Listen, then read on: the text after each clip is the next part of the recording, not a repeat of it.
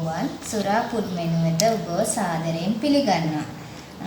නත්තල් සමයත් එක්ක මම අද ආවේ ඔයගලන්ට රසවත් බිස්කට් පුඩිමක් කොහොමද අපි හදාගන්නේ කියලා දෙන්න. මම ඒකට අවශ්‍ය අමුද්‍රව්‍ය ටික ඉස්සෙල්ලාම කියලා එන්නම්. මේකට අවශ්‍යයි අයිසිං සුගර් ග්‍රෑම් 250ක්. ඒ වගේම උණු කරගත් කිරි වීදුරුවක්. බිස්කට් මාරි බිස්කට් මම මෙතන අරන් තියෙන්නේ. මේක ග්‍රෑම් 300ක බිස්කට් තියෙනවා. ඒ වගේම බටර් ග්‍රෑම් 100ක්, ඕනම වර්ගයක කෝපි කුඩු. ඒ වගේම කොකෝවා පවුඩර් මේස හැඳි දෙකක් අරන් තියෙනවා. වැනිලා අරන් තියෙනවා. මේක අපි සරස ගන්න තව රසවත් කරගන්න අරන් තියෙනවා. පොඩි කරගත්ත රට කජු තියනවා නම් ගන්න. chocolate white chocolate chips සහ chocolate chips. අපි බලමු දැන් කොහොමද මේක හදාගන්නේ කියලා. අපි ඉස්සෙල්ලාම icing sugar ටිකට butter ටික දාලා හොඳට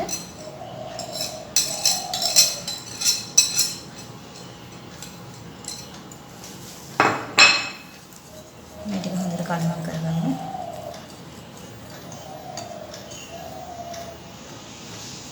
මේක ඔයගොල්ලෝ මික්සර් එකක් තියෙනවනේ මික්සර් එකකින් කරන්න. මම අද හෑන්ඩ් මික්සර් එකකින් තමයි කරන්නේ.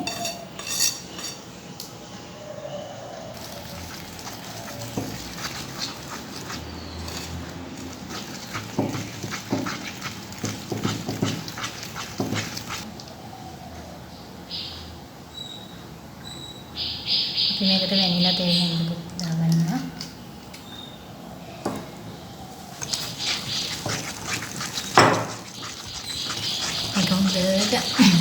ක්‍රීම් එක වගේ වෙන්න හදාගන්න.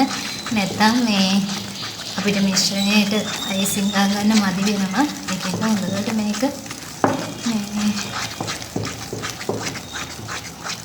ක්‍රීම් කරගන්න.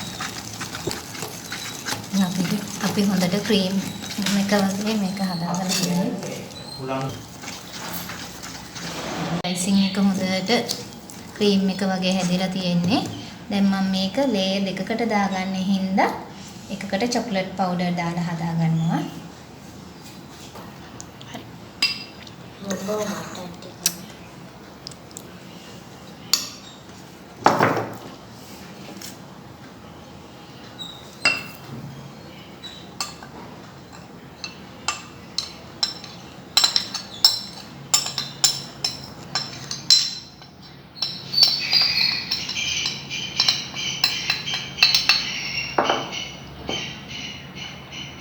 චොක්ලට්ම විතරක් කැමති නම් මුළු මේකටම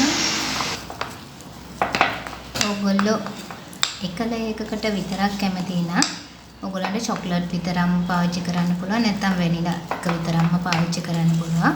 මම ඉතින් අර ලස්සනත් වෙනවා තව රසත් එක්ක හින්දා චොක්ලට් සහ වැනිලා දෙකෙන්ම මම ලේයර් එක දානවාද. මම චොක්ලට් එකත් මම හොඳට චොක්ලට් පවුඩර් ටික හොඳට අයිසිං ටිකට කලවම් කරගෙන ඉවරයි. දැන් ඒකට මම කජු ටිකකුත් එකතු කරගන්නවා. ඒ වගේම වැනිලා එකටත් දාගන්නවා. අයිසිං එකට කජු දාගත්තාම හරි රසයි අපිට හැපෙද්දි.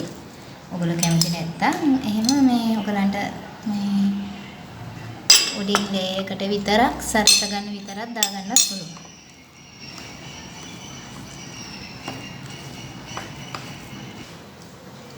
දැන් අපි උණු කරගත්ත කිරි එකට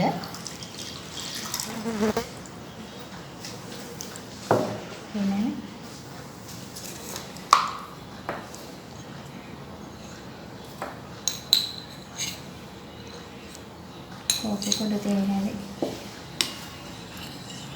රාගයක් දාලා මම මේක දැන් අපි කෝපිත් දාලා මිශ්‍ර කරගත්ත කිරි එකේ මේ විදිහට බිස්කට් එක පොඟවලා අපි වැඩි වෙලා තියන්නේ.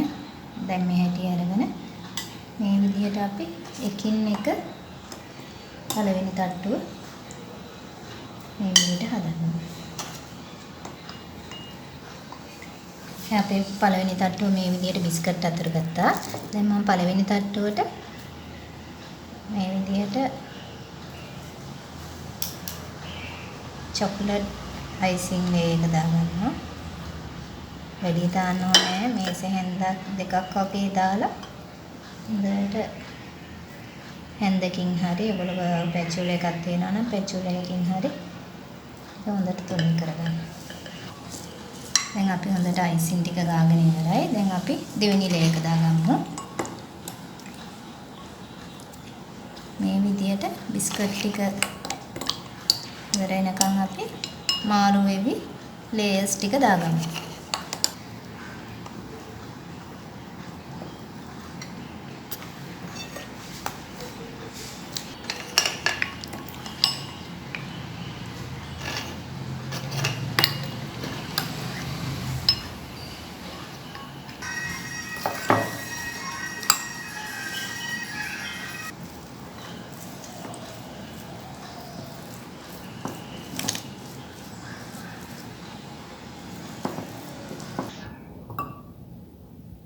දැන් ඔයගලන්ට මේක උඩේ මේ විදිහට white chocolate ටිකකුත් දාගන්න පුළුවන්. පාත් රසයි මේකෙන් අනිවාර්ය නෑ. මේක නම් දාගන්න පුළුවන්. අපි ඊළඟ මේකත් දාගමු.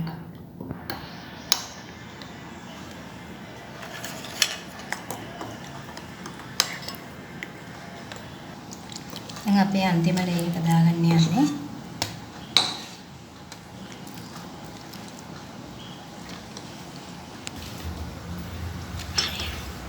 දැන් අපේ ලේයර්ස් හතරම දාගෙන ඉවරයි. දැන් අපි අන්තිමට උඩ තට්ටුව මේ විදිහට සරසගමු.